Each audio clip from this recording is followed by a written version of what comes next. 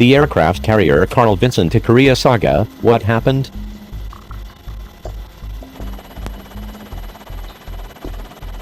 A Navy carrier strike group led by the USS Carl Vinson is on its way to the Western Pacific, reportedly to waters near the Korean peninsula. Feeling a little deja vu? Coming up on April 15th, many observers assumed the Vinson was close, if not already there. Numerous reports indicated that the carrier strike group was sailing towards the peninsula in a show of force as North Korea was preparing for a possible sixth nuclear test.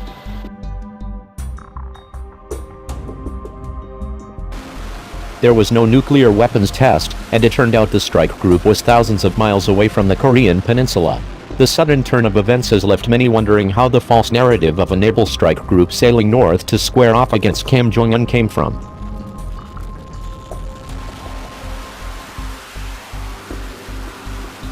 April 9th. The 3rd Fleet Public Affairs Office released a press statement on April 9th which read, Admiral Harry Harris, Commander, U.S. Pacific Command, has directed the Carl Vinson Strike Group to sail north and report on station in the Western Pacific Ocean. The press statement said that the carrier strike group left Singapore one day prior. That same day, Reuters wrote that a U.S. official said the Vinson was moving into the Western Pacific near the Korean peninsula because we feel the increased presence is necessary. In the wake of that report, the Associated Press, citing the Pentagon, wrote, a Navy carrier strike group is moving toward the Western Pacific Ocean to provide a physical presence near the Korean peninsula. In both the Reuters and AP reports, the movement of the Vinson to waters near Korea was called a show of force.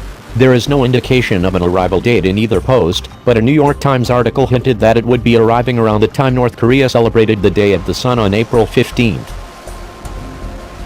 The New York Times, citing military and intelligence officials, wrote, the timing of the ship movements was also intended to anticipate a milestone event coming up on the Korean peninsula, the anniversary on Saturday of the birth of Kim Il-sung, North Korea's founder and the grandfather of the country's current leader, Kim Jong-un. U.S. Pacific Command signaled that the purpose of redirecting the ship was related to North Korea's frequent provocations, which include multiple missile launches in recent weeks. U.S. Pacific Command ordered the Carl Vinson Strike Group north as a prudent measure to maintain readiness and presence in the Western Pacific, said Commander Dave Benham. The number one threat in the region continues to be North Korea, due to its reckless, irresponsible and destabilizing program of missile tests in pursuit of a nuclear weapons capability. Previously scheduled port visits in Australia were reportedly cancelled, and the ship was supposedly redirected. April 10th. North Korea condemned the deployment of the USS Carl Vinson to waters near Korea, stating that it would counter America's reckless acts of aggression. April 11th. Secretary of Defense James Mattis downplayed the Vinson's movements, stating that the ship's deployment was not intended as a show of force. There's not a specific demand signal or specific reason we are sending her up there, Mattis said at a press conference, adding, she's stationed in the Western Pacific for a reason. She operates freely up and down the Pacific, and she's on her way up there because that's where we thought it was most prudent to have her at this time. Mattis also mentioned that the Vinson would not be taking part in joint exercises with Australia. However, Voice of America, citing military officials, later reported that the exercises would still be held, but on an accelerated basis, signaling that perhaps the carrier could still get up north in time for North Korea's big day.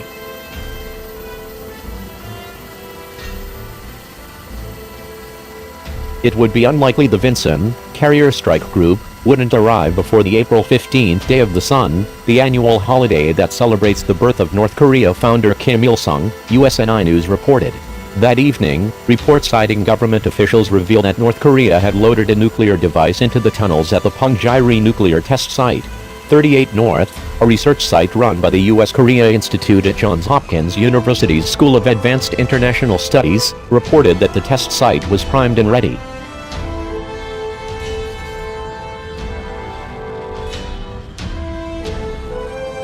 April 12th. President Donald Trump told Fox Business that the U.S. is sending an armada in response to questions about Kim Jong-un's latest threats to U.S. assets. We are sending an armada, very powerful. We have submarines, very powerful, far more powerful than the aircraft carrier, he said. We have the best military people on Earth. And he is doing the wrong thing. The president's comments hinted at a certain degree of urgency, but he did not provide specific details of when the carrier strike group would be where.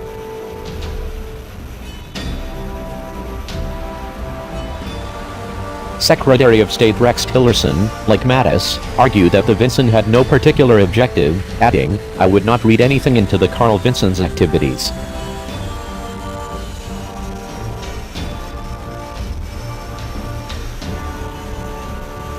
April 13th.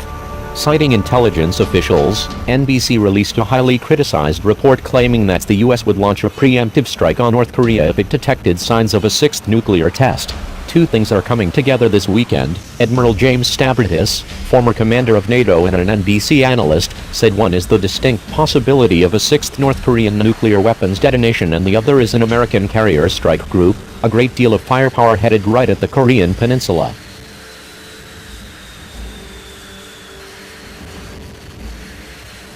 This report followed a surprising move by the military, the dropping of a weapon known as the mother of all bombs on Islamic State fighters in Afghanistan. The move marked the second heavy-handed act by the Trump administration in a week. The previous Thursday, the U.S. military bombed an airfield in Syria. Some observers suggested that North Korea might be the next target on Trump's list of troublemakers.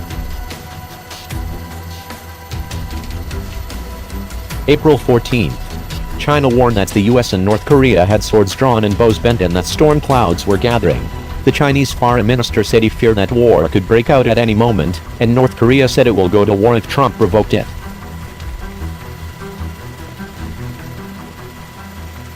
April 16th. North Korea unsuccessfully tested a new type of Scud, which analysts believe to be an anti-ship ballistic missile, sometimes referred to as a carrier killer. That North Korea test-fired an ASBM as news outlets around the world reported that the Vinson was on its way to Korea may not have been a coincidence. The North may very well have thought the carrier strike group was coming for them, if not in the area already. Around the time of the test, the Yomiuri Shimbun, a leading Japanese paper, reported that Russian and Chinese ships were shadowing the U.S. Navy carrier strike group through the East China Sea. April 17th.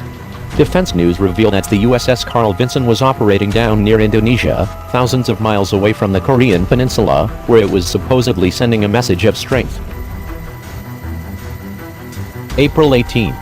U.S. Pacific Command stated, the USS Carl Vinson strike group is proceeding to the Western Pacific as ordered.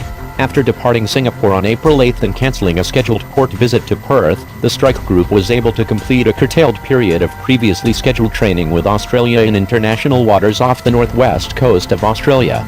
The Carl Vinson strike group is heading north to the Western Pacific as a prudence measure. Arguments that the president lied may be exaggerations, but there is a possibility the White House was unaware of the detailed plans for the Vinson.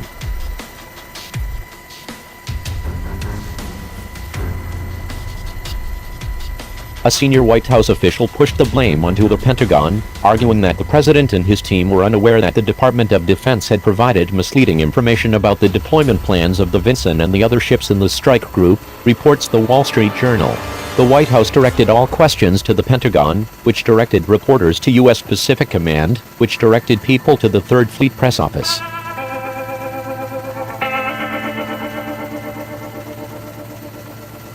April 19th. The White House clarifies some of the president's previous statements. We have an armada going towards the peninsula.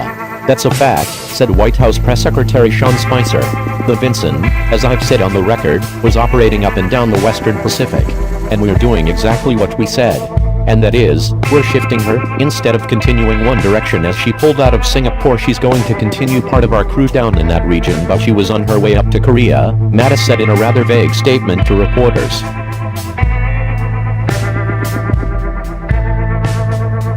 She will be on her way. And I'll determine when she gets there and where she actually operates. But the Vinson is going to be part of our ensuring that we stand by our allies in the Northwest Pacific, he added. The Vinson is now headed towards waters off Korea. Our deployment has been extended 30 days to provide a persistent presence in the waters off the Korean peninsula, the carrier strike group's commander, Rear Admiral James Kilby, wrote Wednesday on the group's Facebook page. Now, it appears that the Vinson and the cruisers, destroyers, and submarines accompanying it are headed to Korea in an intentional show of force.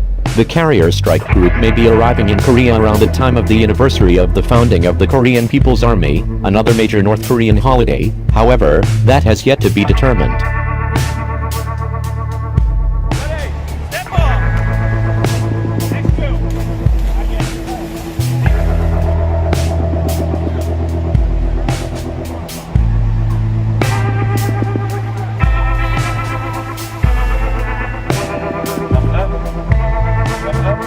Thumbs up, are you okay?